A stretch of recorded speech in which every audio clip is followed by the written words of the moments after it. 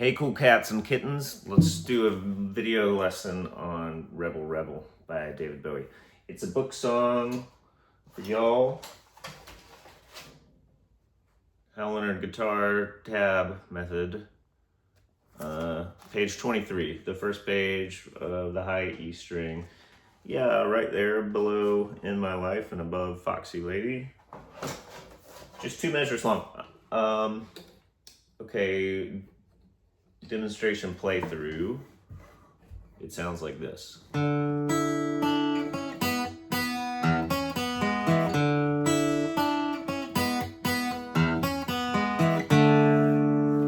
So there it was with the, observing the repeat and looping back around to beat 1 of the first measure like I do.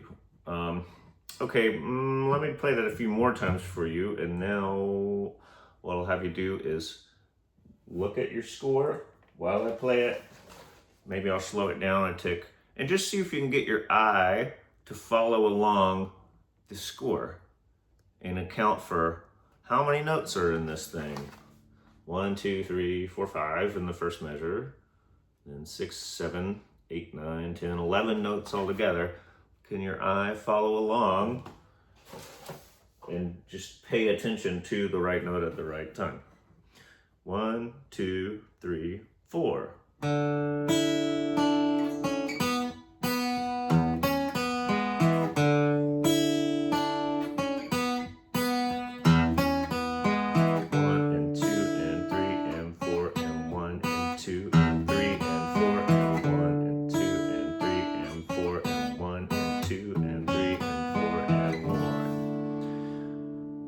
Okay, now that you've done that, I think the next step to success is to understand that it's really all about the chords. You're going to start with your left hand forming this chord. It's a D2 chord, or sometimes called D add 9. So it's like good old classic D major, except you get to be lazy with the middle finger not doing anything here. Leave string 1 open. So you should be able to strum from the D string down to the high E string. And it's important that you're holding your left hand in a way that you can hear all those notes, even string 1. So we don't want to run it, we're going to need to play that note, and we want it to ring out. Notice how I let them all keep ringing. Like my E string is still ringing even though I've played the second note. And when I get to that note, they all ring over each other. And that guy, the bass note there at the beginning, that keeps ringing. So really, we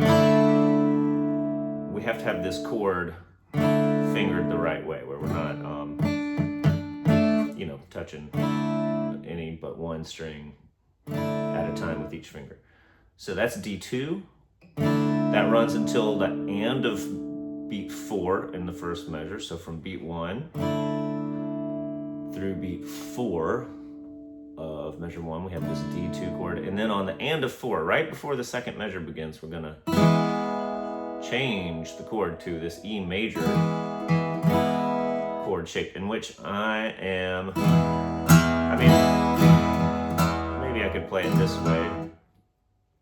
I'm not doing anything with my ring finger. I'm leaving my ring finger off. It's the normal way of an E major is this, with fingers 1, 2, 3 all playing. I'm doing something a little different, getting ring finger out of there, putting finger 2 on the D string here. Whoops, this is going. So that is string 4 fret 2. Finger 1 is on string 3 fret 1. And then I need a string 2 open and a string 1 open. And just like the other chord, I've got to make sure finger 1 is not muting string 2. I've got to make sure that finger 2 is not muting string 3. So we have to be careful about how we fret it. Using our fingertips in a nice arched angle. Okay, so the first thing for this lesson is to be able to play this chord and then go over here to this chord. If you're having any trouble with either of those chords, then don't pass go, don't move on to the next step. work on it, even if this is the whole week, just getting this chord to sound good as in all that, and then this one, this E major, to sound good. Because this E major shape, we said, starts on the and of 4 in the first measure, and then you keep this left hand shape for the whole entire second measure also. So most of what your left hand's doing is 1, 2, 3, 4, and 1, 2, 3, 4. 1, 2, 3, 4, and 1, 2, 3. It's just these chord shapes.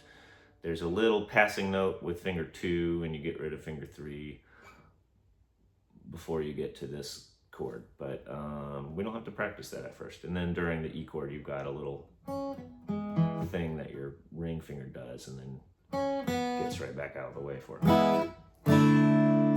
Okay, so let's say you're here, you're with me, you go to that chord, it sounds good, that one sounds good, back and forth. No trouble. Okay, so what's next for me if I can do this? The next for me is to strum the rhythm of these notes here, strip away the particular frets and the particular strings, and think of what the rhythm itself is doing. Let me get where I can see this in the monitor. I'm saying 1, 2, 3, 4, and 4 E.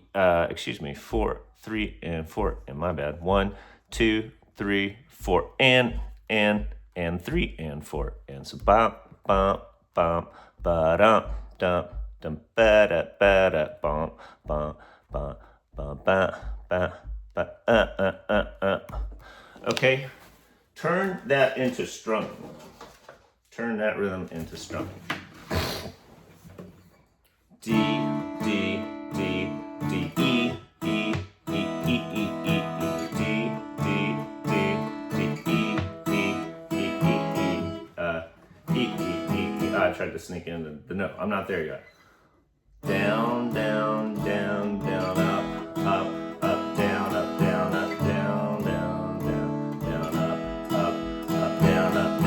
How do I know when to go down and when to go up? Go down on the beat, go up on the ands. 1 and 2 and 3 and 4 and 1 and 2 and 3 and 4 and 1 and 2 and 3 and 4 and 1 and 2 and 3 and 4. Now, if you can play that like I just played it, then you're ready for the final step, which is to actually look back at the tab and see what string you're playing when. Sneak in that finger 2 right there. When you got this B string, I think you should, this sounds more like the real song, let your pick hit at least the G string as well, and maybe the D string with it. Excuse me. And that is, you got the little ring finger move there. 1 and 2 and 3 and 4 and 1 and 2 and 3 and 4. Oh, I did that wrong. And 1 and 2 and 3 and 4 and 1. It's a little, makes the song a little harder than it could be to include that low note there, but they're giving you the authentic thing. That's what's really in it.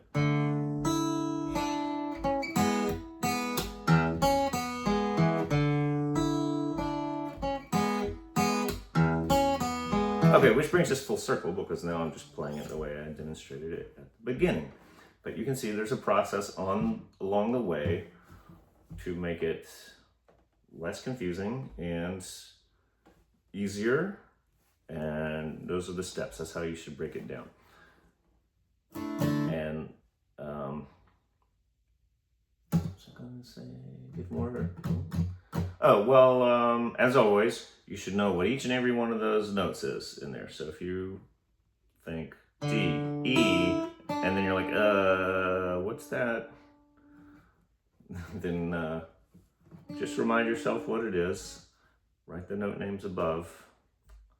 Write the count below.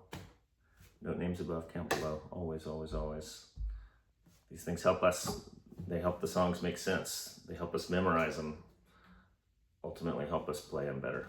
Okay, have fun with this song. It's a cool song.